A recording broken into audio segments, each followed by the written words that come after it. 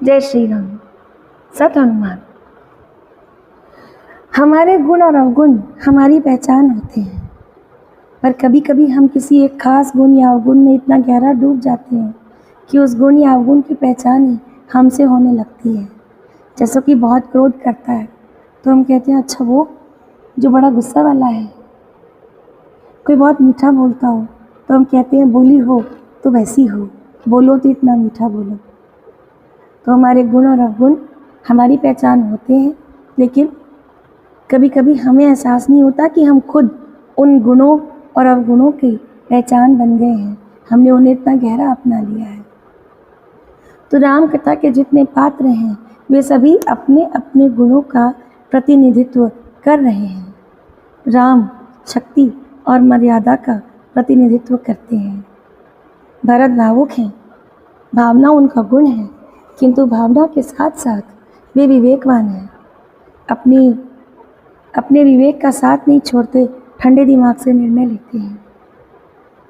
कैकेयी अंधी महत्वाकांक्षा है जो दौड़ती चली जाती है, उस पर अंकुश लगाने का काम करता है विवेक बुद्धि। और मंथरा हमारे मन का वो काला हिस्सा है जो इस महत्वाकांक्षा को जन्म देता है। इसे वो गलत रास्ता दिखाता है जिस पर चलते समय उसे इस बात का एहसास नहीं होता कि किसको क्या हानि पहुंचाते हुए हम जा रहे हैं। तो इस मंथरा का, मन के इस कलुषित भाग का दमन कौन करता है? दमन करते हैं रिपुदमन, शत्रुघ्न। शत्रुघ्न वो भाव है जो अपने मन की हर लालसा, हर गलत रास्ते पर चलने की इच्छा का दमन करते हैं। हर गलत कामना, हर बुरी महत्वाकांक्षा का दमन करते हैं। तो मंथरा का सामना जब शत्रुघ्न से हुआ, जब शत्रुघ्न को ये सारे कांड के बारे में पता चला, तो ऐसा कहते हैं कि उन्होंने लात मारकर मंथरा का कुबड़ फोड़ दिया था, उसके दांत तोड़ दिए थे।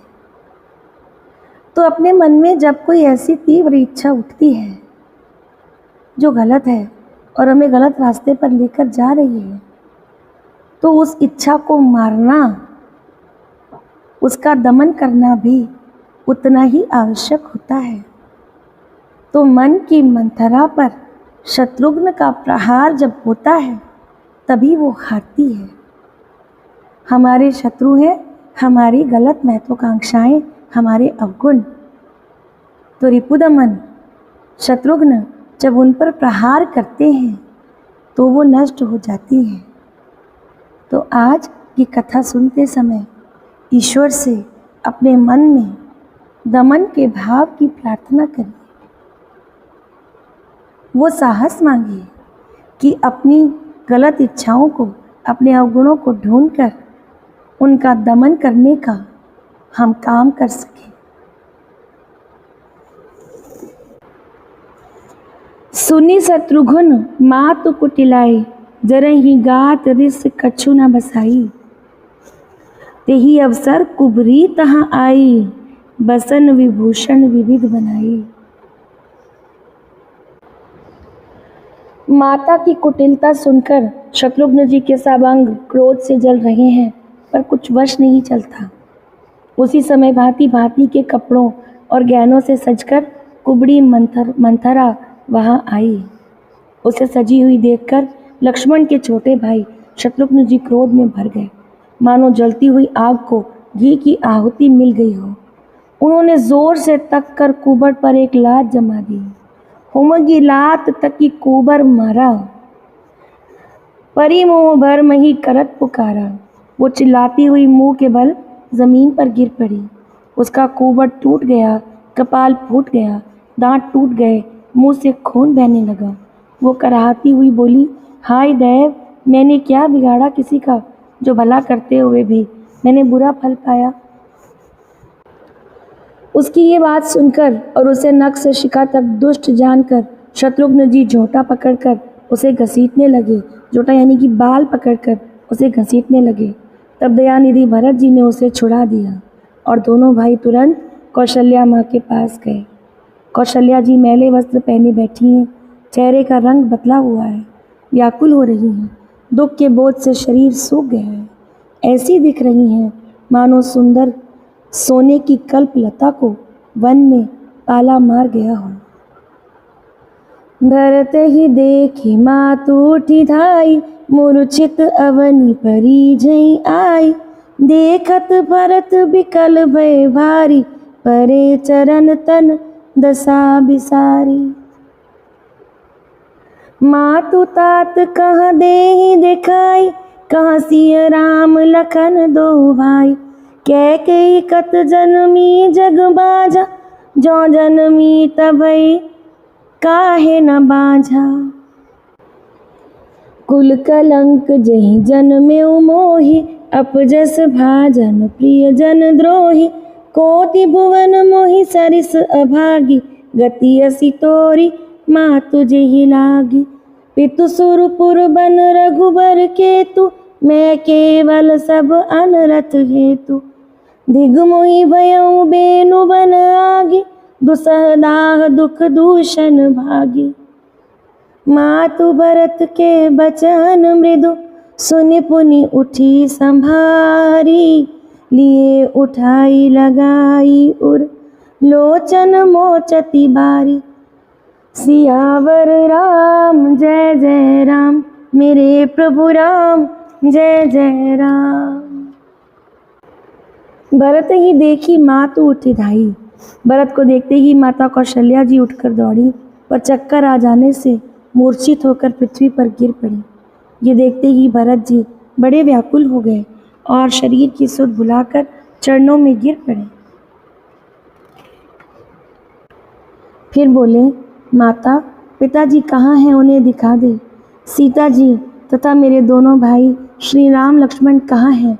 भरत विलाप कर रहे हैं और विलाप करते हुए अपनी माता से अपना दुख कह रहे हैं कि अंतिम समय पिताजी को भी देख नहीं पाए।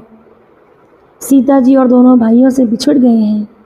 कैकेयी जगत में क्यों जन्मी, और यदि जन्मी ही तो फिर बांझ क्यों न हुई, जिसने कुल के कलंक, अपयश के भांडे और प्रियजनों के द्रोही मुझ जैसे पुत्र को उत्पन्न किया। तीनों लोकों में मेरे समान अभागा कौन है, जिसके कारण हे माता तेरी ये दशा हो गई। पिताजी स्वर्ग में हैं और श्री राम जी वन में हैं। केतु के समान केवल मैं ही इन सब अनर्थों का कारण हूँ। मुझे धिक्कार है, मैं बांस के वन में अग्नि की भांति उत्पन्न हुआ हूँ और कठिन दाह यानी आग से जो जलन होती है उसे दाह कहते हैं, और कठिन दाह, दुख और दोषों का मैं भागी बना हूँ। अर्थात इन सब का दोष, सबका आरोप जो है वो मुझ पर है कि ये सब मेरे कारण हुआ। भरत के कोमल वचन सुनकर माता कौशल्या जी फिर संभल कर उठी। उन्होंने भरत को उठाकर छाती से लगा लिया और नेत्रों से आंसू बहाने लगी। इतना सब हो जाने के बाद भी कौशल्या के मन में भरत के लिए कोई भी द्वेष भाव नहीं है। वे इस बात से चिंतित हैं कि भरत दुखी है। सरल सुभाय माय हित लाए, अति हित मनहु राम फिरि आए। भेटे बहुरी लखन लघु भाई, शोक सनेहु न हृदय समाई। देखी सुभाव कहत सब कोई, राम मातु अस काहे न होई। माता भरत गोद बैठारे, आंसू पोछी मृदु बचन उचारे। अजऊ बच्छ बलि धीरज धरहु, कुसमऊ समुझि शोक परिहरहु। जनि मानहु ही हानि गलानी, काल करम गति अघटित जानी। सरल स्वभाव वाली माता कौशल्या ने बड़े प्रेम से भरत जी को छाती से लगा लिया, मानो श्री राम जी ही लौट कर आ गए। उनके मन में भेद नहीं है, वे जितना प्रेम राम से करती हैं उतना ही भरत से करती हैं। फिर लक्ष्मण के छोटे भाई शत्रुघ्न को भी हृदय से लगाया। शोक और स्नेह दोनों ही इस समय हृदय में समा नहीं रहे हैं। कौशल्या जी का स्वभाव देखकर सब कोई कह रहे हैं, श्री राम की माता का ऐसा स्वभाव क्यों ना हो।